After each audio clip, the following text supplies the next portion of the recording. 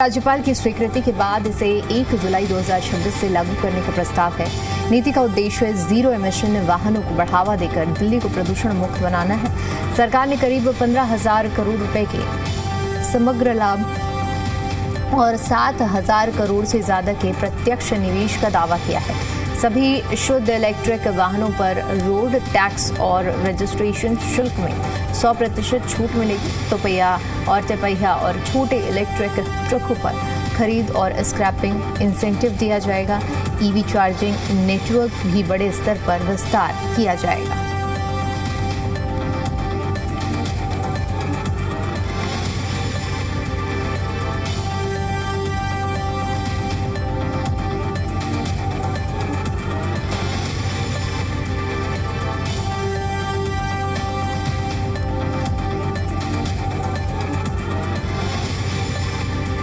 देखिए, नई पॉलिसी 1 जुलाई से लागू होगी। नई ईवी पॉलिसी मुख्यमंत्री रेखा गुप्ता की ओर से बड़ा ऐलान किया गया है।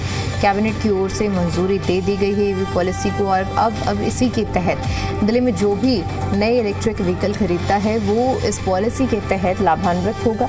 दरअसल ये कदम दिल्ली में बढ़ते हुए प्रदूषण को देखते हुए उठाया गया है और जो पुरानी ईवी पॉलिसी एक्सपायर हो रही थी उसे अपग्रेड किया गया है। इसे अप्रैल में लोगों के सुझाव के लिए छोड़ दिया गया था। लोगों ने अपने सुझाव दिए और इसके आधार पर इस ड्राफ्ट को फाइनलाइज किया गया है, जो कि 1 जुलाई से अब दिल्ली में लागू हो जाएगा। मंजूरी मिल चुकी है। 2 व्हीलर खरीद पर 30,000 तक की सब्सिडी मिलेगी। ऑटो खरीदने पर 50,000 तक का इंसेंटिव मिलेगा। छोटे ईवी ट्रकों पर 1 लाख तक की सहायता मिलेगी। इसके अलावा स्क्रैपिंग पर भी प्रोत्साहन राशि मिलेगी। तो प्रदूषण घटाने पर नई ईवी पॉलिसी केंद्रित है। 2027 से ईवी 3 व्हीलर रजिस्ट्रेशन, 2028 से नए 2 व्हीलर ईवी आएंगे। स्कूल बसों का भी बेड़ा, जो कि जिन्हें इलेक्ट्रिक करने का लक्ष्य रखा गया है। हाइब्रिड वाहनों को हालांकि कोई भी सब्सिडी नहीं दी जाएगी। प्रदूषण घटाने की दिशा में ये बड़ा कदम उठाया गया है।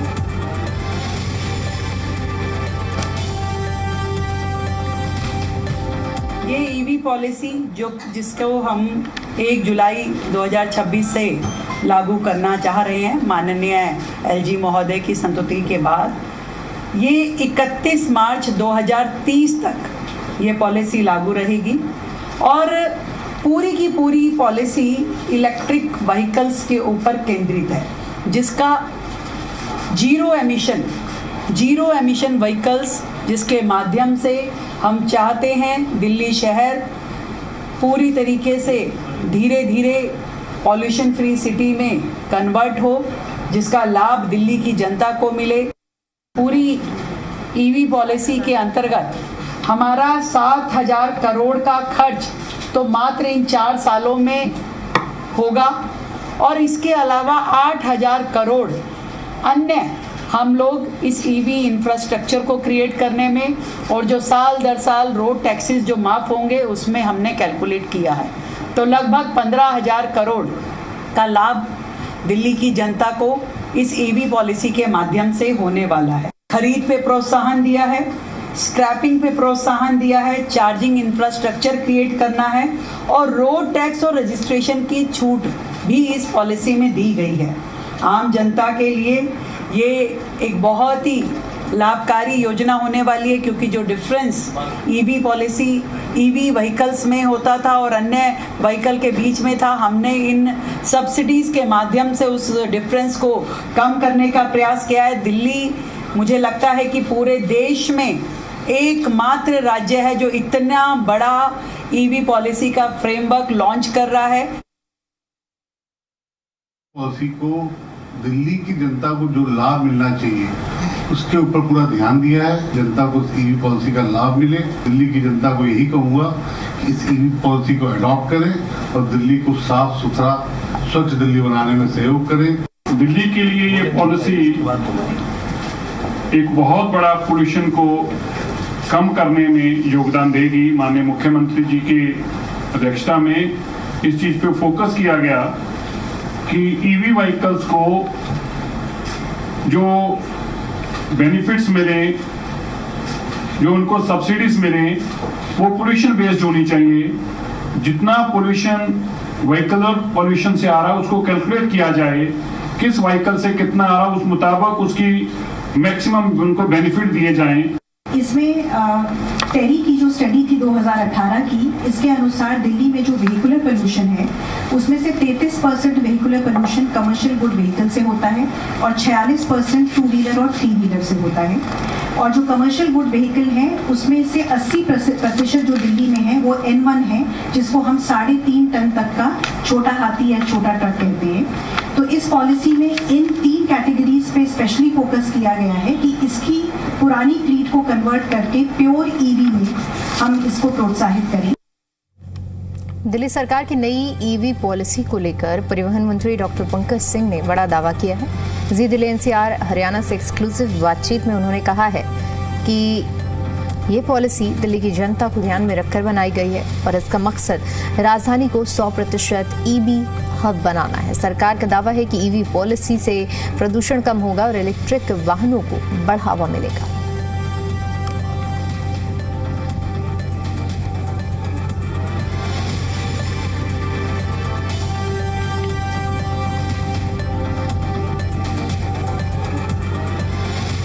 बात करने के लिए दिल्ली के परिवहन मंत्री डॉक्टर पंकज सिंह मौजूद हैं। पंकज जी, बहुत इंतजार के बाद आज फाइनली अब ईवी पॉलिसी को दिल्ली कैबिनेट का अप्रूवल मिल गया है, 1 जुलाई से लागू हो जाएगी, क्या बताएंगे? देखिए, मैं बड़ा खुश हूँ कि मैं इसका पार्ट बना और मुख्यमंत्री ने इस पर मार्गदर्शन दिया और बड़ी खुशी के साथ कह सकता हूँ कि ये पॉलिसी जो ईवी पॉलिसी आ रही है, दिल्ली की जनता को उसका लाभ मिले, उस बात पे विशेष ध्यान दिया गया है, सब्सिडी के माध्यम से, स्क्रैपिंग के माध्यम से। और दिल्ली की जनता इसको यूज़ करे, वो जरूर आपके चैनल के माध्यम से प्रार्थना भी करूँगा। और ईवी गाड़ियों की इंफ्रास्ट्रक्चर में कोई कमी नहीं होने देंगे। तो अब दिल्ली को ईवी हब बनाया जाएगा, जिस तरीके से इंसेंटिव्स और ये सब रखे गए हैं? 100% ईवी हब बनेगा और दिल्ली, मुझे उम्मीद है कि दिल्ली के टू व्हीलर साथी, मेरे थ्री व्हीलर साथी इस पे आएंगे और एक अच्छे रूप में आपको दिल्ली देखने को मिलेगी। सर, एक आखिरी सवाल, आप बस ये बता सके हमारे दर्शकों को कि किस तरीके से स्क्रैपिंग इंसेंटिव्स और नई खरीद पे किस तरीके के इंसेंटिव, ताकि लोगों को एक जानकारी मिल सके और वो खरीदें। पब्लिक डोमेन में पहले भी बोला था आपसे, पब्लिक डोमेन में पहले ही बोल रखा था कि हम क्या दे रहे हैं, फिर से हम डोमेन पे डाल देंगे। हम स्कूटी के लिए अलग से दे रहे हैं, हम थ्री व्हीलर्स के लिए अलग से दे रहे हैं, हम N1 ट्रकों के लिए भी दे रहे हैं। वो सारा चीज़ आपके पास, प्रोसीजर आपके पास पहुँच जाएगा, हमारे पोर्टल पे रहेगा। शुक्रिया सर हमसे बात करने के लिए। तो देखिए, दिल्ली में अब जो है ईवी हब बनाने का प्रयास किया जा रहा है। हर करप्शन को जीरो टॉलरेंस के ऊपर काम कर रही है। माइक नीचे करो, शक्ल नहीं आ रही। कोई भी अनियमितता को बर्दाश्त नहीं किया जाएगा। अगर कुछ भी अनियमितता पाई गई एजेंसी के माध्यम से, एजेंसी की रिपोर्ट के माध्यम से, तो उस पर एक्शन होगा। और काम करना, दिल्ली सरकार ने अपने काम पे लगी हुई है, चाहे ईवी पॉलिसी हो, चाहे हेल्थ की पॉलिसी हो। हेल्थ अपना काम करता रहेगा। जिसकी कंप्लेन है उस कंप्लेन पे इन्वेस्टिगेशन बॉडी अपना काम कर रही है। इन्वेस्टिगेशन की रिपोर्ट आने के बाद जो भी रिपोर्ट आएगी उस पर एक्शन होगा, किसी को बख्शा नहीं जाएगा। कौन क्या बता रहा है मैं इस बात पे नहीं जाऊंगा। मैंने क्या आपसे बोला, इन्वेस्टिगेशंस बॉडी का अपना काम कर रही है। इन्वेस्टिगेशन बॉडी की जो रिपोर्ट आएगी उसके ऊपर काम होगा। देखिए, वो कह रहे 650 करोड़ का तो खर्चा ही नहीं हुआ था, तो 650 करोड़ का घाटा वो कैसे हो गया। लेकिन दिल्ली सरकार अपना जो इन्वेस्टिगेशन बॉडी का रिपोर्ट आएगा उस पर एक्शन जरूर होगा, इस बात का। दिल्ली सरकार ने एक ऑर्डर निकाला कि अब कोई भी अस्पताल अपना कोई भी सामान खुद नहीं खरीदेगा, सीपीए खरीदेगा। ये बाकायदा जुलाई के अंदर ऑर्डर निकाला गया। सीपीए एक डॉक्टर के अधीन था जो डीजीएचएस थी। ये जुलाई में जब ये ऑर्डर निकला, डॉक्टर रति मक्कड़ के बारे में भी बार बार अखबारों के अंदर छपा कि उनके ऊपर बड़ा दबाव है, उनके ऊपर कुछ दस्तावेजों को साइन करने का कुछ टेंडरों का दबाव है और इस दबाव के चलते वो नौकरी छोड़ना चाहती हैं। डॉक्टर रति मक्कड़ ने नौकरी से वीआरएस ले ली। कोई सरकारी डॉक्टर वीआरएस नहीं लेता। डीजीएचएस हमेशा से नॉर्म है कि सरकार के अंदर जो हमारे सरकारी डॉक्टर हैं उसमें जो सीनियर मोस्ट लोग हैं, सीनियर मोस्ट डॉक्टर है, उसको डीजीएचएस बनाया जाता है। मगर यहाँ पे डॉक्टर वत्सला अग्रवाल को मुख्यमंत्री और उपराज्यपाल ने डीजीएचएस क्यों बनाया?